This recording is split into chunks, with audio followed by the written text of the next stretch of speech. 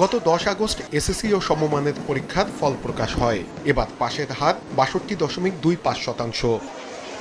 এবছর সরকার সিদ্ধান্ত নেয় কোনো শিক্ষার্থী চাইলে ফল পুনরায় মূল্যায়ন করতে পারবে। আগে পুনর্নিরীক্ষণে শুধু দেখা হতো নম্বর যোগে ভুল হয়েছে কিনা, তার পরিবর্তে এবার আবেদন করলে উত্তরপত্র মূল্যায়নের সুযোগ থাকছে।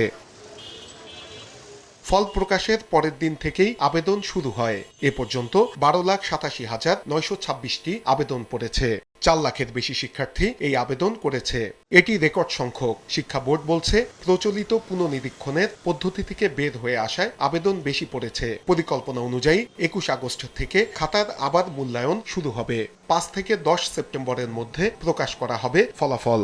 আমরা এই কাজটাকে সুষ্ঠু এবং নিরপেক্ষভাবে তুলে আনার জন্য প্রয়োজনীয় কর্মী যাদেরকে দিয়ে আমরা উত্তরপত্র পুনর্মূল্যায়ন করব, এক্সামিনার, তাদের সংখ্যা অনেক বাড়িয়ে দিয়েছি। স্যান্ডেলিনা সো, রূপচর্চায় আভিজাত্য। শিক্ষা গবেষকরা বলছেন, এত অল্প সময়ে বিপুল সংখ্যক উত্তরপত্র পুনরায় মূল্যায়ন করা চ্যালেঞ্জিং। সর্বোচ্চ সতর্ক থাকতে হবে যাতে ফের কোনো ভুল না হয়। এই বিদ্যমান পরিস্থিতি থেকে উত্তরণের উপায় আছে। উপায় হলো যারা অ্যাসেসমেন্ট এক্সপার্ট তাদের সাথে কথা বলা, তাদের দ্বারস্থ হওয়া, তাদের পরামর্শ নেওয়া যে কিভাবে করবে। শিক্ষকরা বলছেন, পুনর্মূল্যায়নের সিদ্ধান্ত ভালো হয়েছে, তবে এটি কতটা সহজে সম্পন্ন করা যাবে সেটি নিয়ে কাজ করতে হবে। অন্য কোনো ত্রুটি রয়েছে কিনা সবকিছু চেক করা হবে।